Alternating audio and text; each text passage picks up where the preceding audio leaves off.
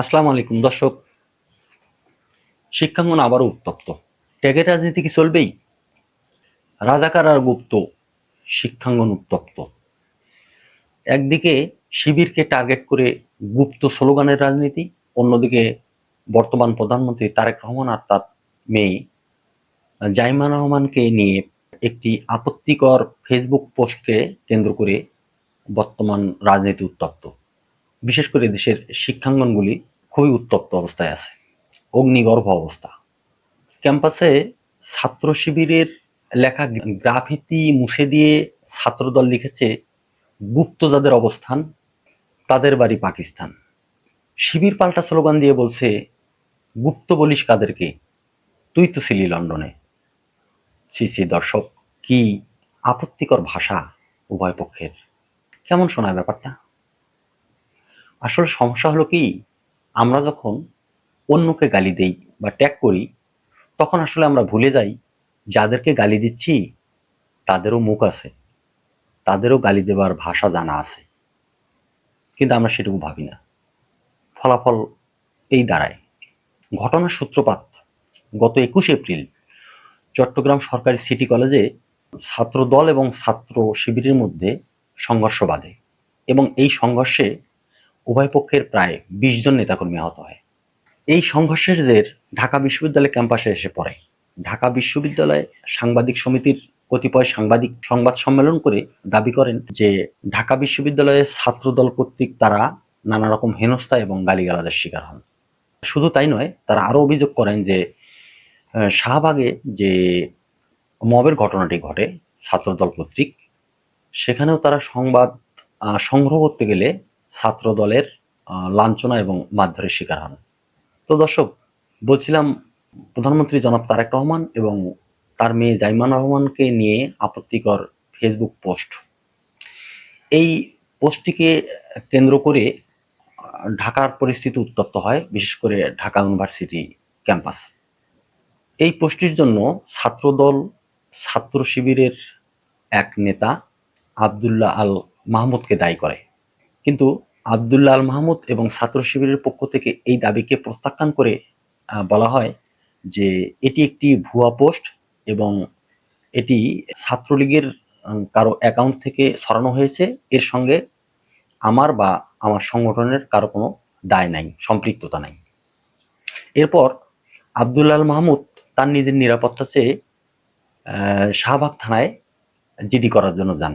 একই সময় ছাত্রদলের কতিপয় নেতাকর্মী ওই ফেসবুক পোস্টের ব্যাপারে অভিযোগ করে জিডি করার জন্য শাহবাগ থানায় যান। সে সময় ছাত্রদলের নেতাকর্মীরা ছাত্র শিবিরের নেতা কর্মীদের উপর হামলে পড়ে এবং তাদেরকে কিল ঘুষি এবং লাথি মারার মাধ্যমে ধাক্কাতে ধাক্কাতে থানার একটি কক্ষের মধ্যে ঢোকানোর চেষ্টা করেন। এটি মেইন স্ট্রিম মিডিয়াগুলোর এবং সামাজিক যোগাযোগ মাধ্যমের বিভিন্ন ফুটেজ থেকে স্পষ্ট দেখা যাচ্ছিল। এটি এক ধরনের মব, এবং থানার মধ্যে এরকম মব যখন হয় তখন আসলে পুলিশের দায়িত্বটা কি, পুলিশ কি করছিল, এই প্রশ্ন এসেই যায়। পুলিশ কি আবারও একদলীয় পুলিশ হয়ে গেল? আগে তো পুলিশকে বলা হতো পুলিশ লীগ, এখন কি তাহলে পুলিশ পুলিশ দল হয়ে গেল?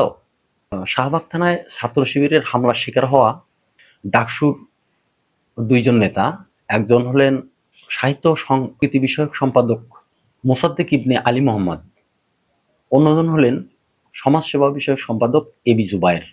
এবং এ সময় ছাত্রদলের নেতাকর্মীরা স্লোগান দিতে থাকেন, রাজাগারের ঠিকানা এই বাংলায় হবে না, শিবিরের জার্নালিজম এই ক্যাম্পাসে চলবে না। বাহ, কি চমৎকার স্লোগান দর্শক! দেশটা এবং দেশের ক্যাম্পাসগুলো আবারও কি কারো বাবার তালুক হয়ে গেল? এই প্রশ্ন ঘুরে ফিরে আবারও আসে। আমরা গত 17 বছর দেখেছি আওয়ামী লীগের আমলে এটি একটি পারিবারিক জমিদারি ছিল পুরো দেশ। তা আবারও কি দেশ সেই জমিদারিতে ফিরে যাবে, ফেসিবাদে ফিরে যাবে? দর্শক, আপনারা এর উত্তর খুঁজবেন আশা করি। শেষে আর একটা ঘটনা একটু সংক্ষেপে বলবো।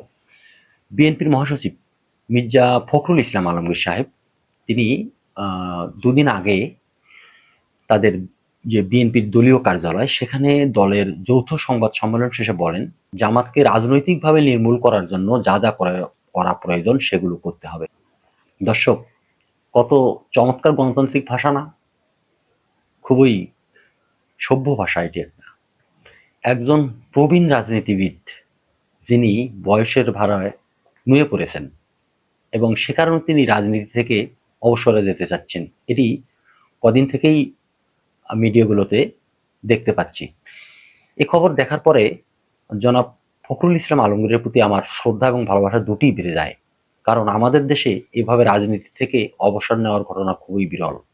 আমাদের দেশের রাজনীতিবিদরা কবরে যাওয়া নিশ্চিত না হলে রাজনীতি থেকে অবসরে যেতে চান না। মির্জা ফখরুল ইসলাম আলমগীর এই উদ্যোগ নিয়ে সত্যি প্রশংসার দাবি রাখেন, কিন্তু চলে যাবার সময় তিনি যে বক্তব্য দিলেন, সংসদ এবং সংসদের বাহিরে বিরোধী দল বাংলাদেশ জামাতে ইসলামীকে নির্মূল করার যে প্রচ্ছন্ন হুমকি তিনি দিলেন, এটি অত্যন্ত নিন্দনীয় এবং অগণতান্ত্রিক। এটি ফেসিবাদী আচরণেরই লক্ষণ। আমি বিএনপি এবং মির্জা ফখরুল ইসলাম সাহেবকে বলবো, জামাতকে নির্মূল করতে চান, করেন। এর আগে তো আইন করে, বিল পাশ করে আওয়ামী লীগকে নিষিদ্ধ করেছেন, এখন বাকি আছে জামাত। জামাতকেও নিষিদ্ধ করেন, তাহলে তো মাঠ ফাঁকা।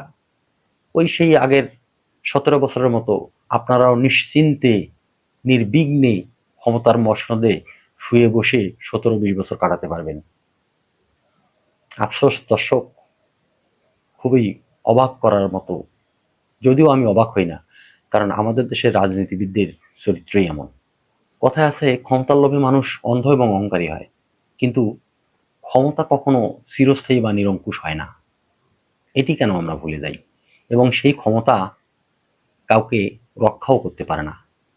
এর বহু উদাহরণ আছে। এগুলো রাজনীতিবিদরা জানেন, কিন্তু তারা এগুলো মনে রাখেন না।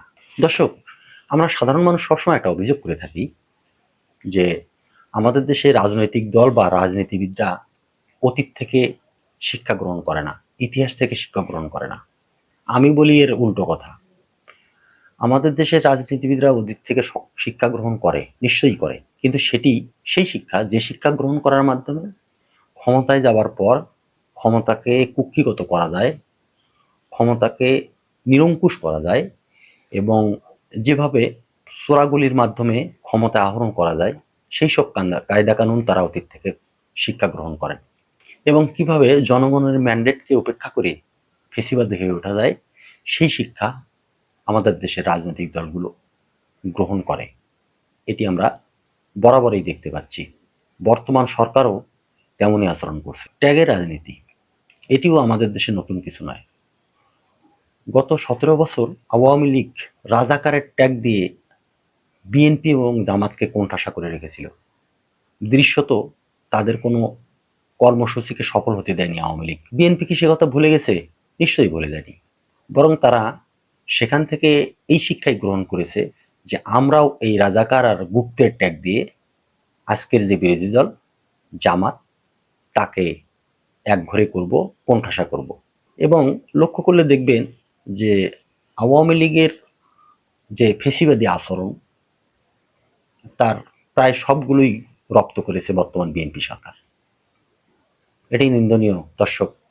আচ্ছা দর্শক, গত 18 বছর বিএনপির চেয়ারপারসন এবং বর্তমান প্রধানমন্ত্রী জনাব তারেক রহমান, তিনি যখন জনসম্মুখে আসতে পারেননি, দেশে থাকতে পারেননি, মুচলেকা দিয়ে দেশের বাইরে লন্ডনে গিয়ে তাকে থাকতে হয়েছে, তিনি বাধ্য হয়েছেন, সেখানে সাধারণ মানুষ কিভাবে নিজের পরিচয় দিয়ে রাজনীতি করে দেশে করতে পেরেছে কি? আওয়ামী লীগের সময় তো আমি দেখেছি 100% মানুষই আওয়ামী লীগ করত, কারণ সে সময় বিরোধী পক্ষের কোনো স্পেস ছিল না, কথা বলার কোনো সুযোগ ছিল না, রাজনীতি তো পরের কথা। সুতরাং আমরা সবাই গুপ্ত।